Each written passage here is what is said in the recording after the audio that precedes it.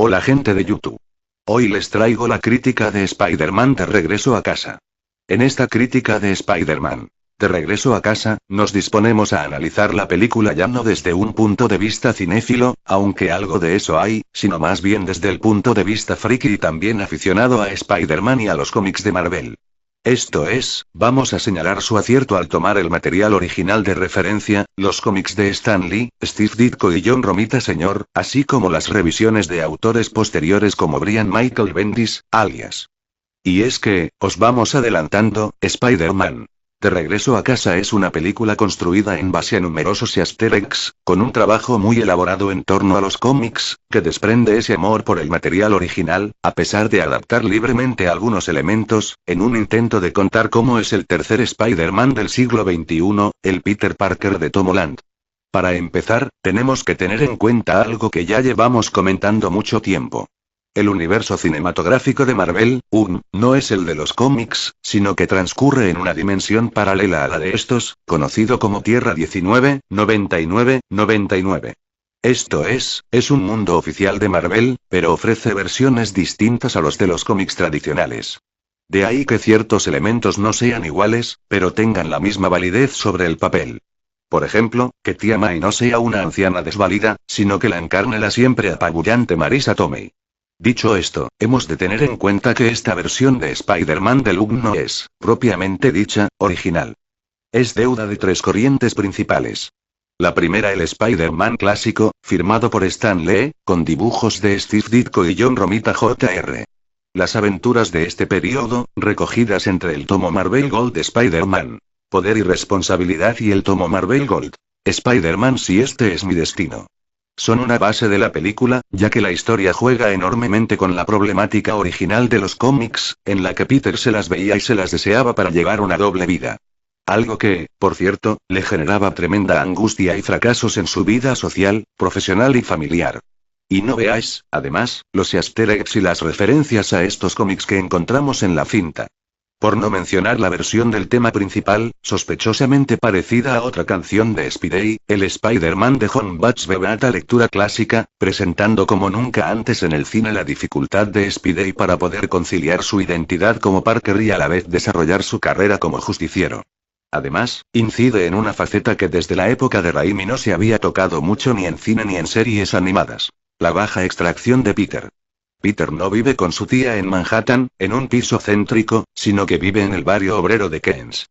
Una idea que se ha ido diluyendo debido a la paulatina escalada social que el personaje protagonizó en su vida civil desde los años 80. Y es que, Spider-Man Homecoming busca dejar claro que Spidey no es un superhéroe que salve el mundo con poderes cósmicos, sino un tipo que pelea con maleantes y criminales de a pie, en una línea similar a los héroes de Netflix y Marvel de The Defenders, sus vecinos en el mismo universo, por cierto. Este mensaje está implícito en toda la película, sentando pica en torno al concepto de que Spidey, si bien no es el único héroe de Marvel en el cine, sí es el único que lucha por el vecindario en la gran pantalla. Por otro lado, además, la película toma como segunda fuente el universo Ultimate de Marvel, ambientado en el comienzo del siglo XXI y en otro mundo paralelo conocido como la Tierra 1616. Esto es, una actualización de los personajes de acuerdo a la realidad social de Estados Unidos, lo cual también se aplica al Queens natal de Peter Parker. La fuente Ultimate se ve reflejada en el hecho de que una vez más volvemos a un Peter adolescente, pero de acuerdo a cómo son los adolescentes de hoy. Esto hace que el retrato de Peter se ajuste al de la juventud de hoy. Enganchado al smartphone, usuario habitual de redes sociales, consumidor de ciertos productos frikis y familiarizado con una jerga determinada. Además, siguiendo esta línea, el Peter Parker que vemos no solo parece en cuanto al físico realmente un adolescente, sino que se comporta y habla como uno de verdad.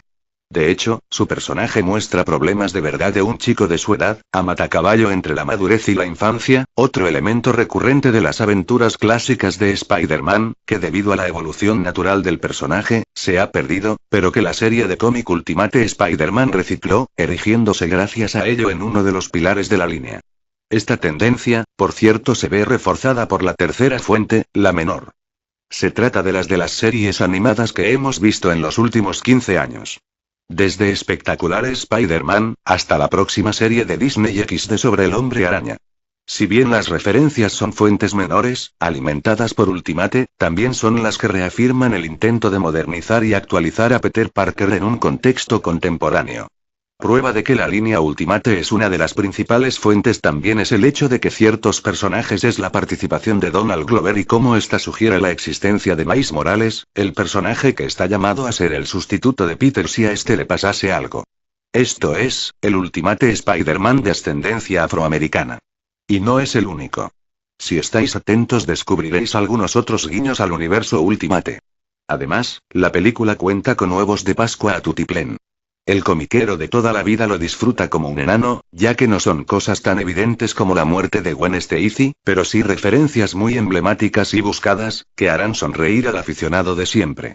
Desde la chaqueta del buitre hasta la adaptación de una portada insigne de las aventuras originales. Ahora bien, toda esta ambientación tiene un precio. Como os hemos dicho, se ha tratado de actualizar el escenario en donde se mueve este nuevo Spider-Man de las películas.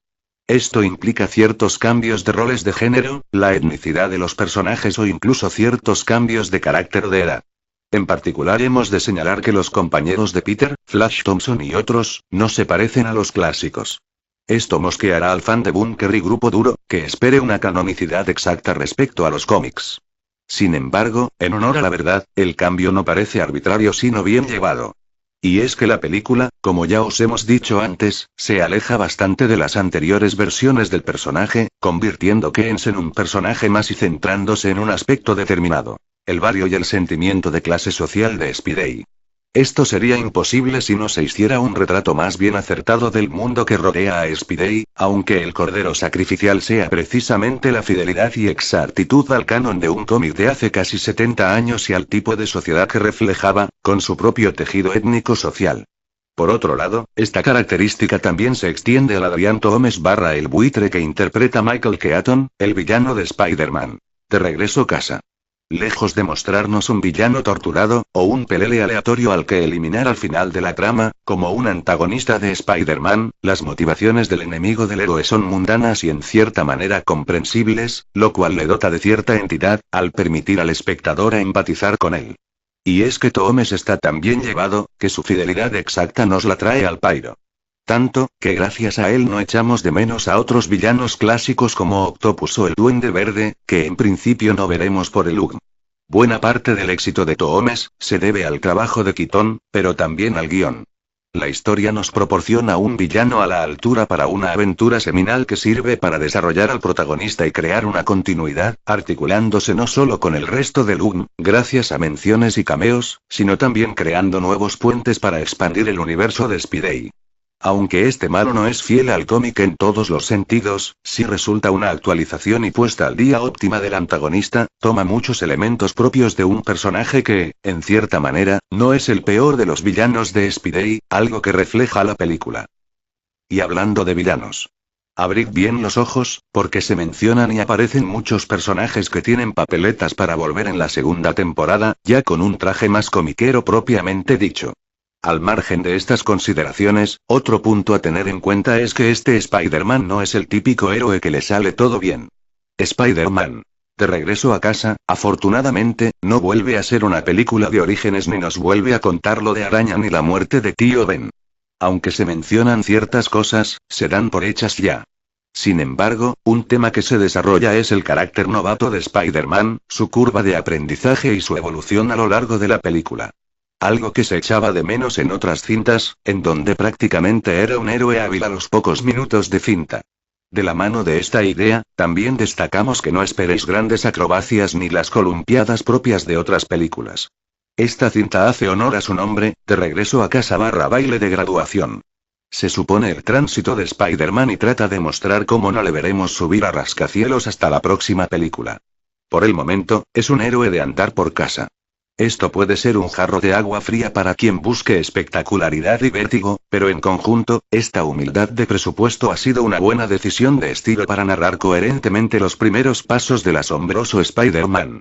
Por lo demás, finalizamos diciendo que estamos ante una película divertida, en clave del género de comedia de adolescentes, con muchas dosis del humor popular que caracteriza a Marvel tanto en sus películas como en su producción editorial. De ahí que podamos decir que Spider-Man De regreso a casa satisfará bastante a los fans del personaje. Sobre todo gracias a sus huevos de Pascua, muchos memorables. Puede que el cambio respecto a anteriores películas o la premisa de un superadolescente creíble no cuaje con el gusto de algunos espectadores algo cínicos, pero en general tenemos de las mejores películas de Spider-Man habidas hasta la fecha. No solo cuenta con su propio género y temática, sino que además, hace honor al tono del UG. Bravo por Sony y Marvel Studios. El más asombroso y espectacular Spider-Man hasta la fecha. ¿Es el Spidey de Sony y Marvel el Spider-Man definitivo? Posiblemente. Un Spider-Man perfecto para el UGM y actualizado para los tiempos actuales. Lo mejor los Easter eggs, la mezcla de Marvel clásico y Ultimate, y el retrato del problema de la doble vida de Peter. Su villano. No es otra peli de Orígenes. Tom Holland como Spider-Man también. Lo peor las adaptaciones y modernizaciones de ciertos personajes y los cambios de etnia. No gustarán al grupo duro de los fans. El Flash también no me gustó. Se echan en falta alturas. Bueno, eso es todo. Gracias.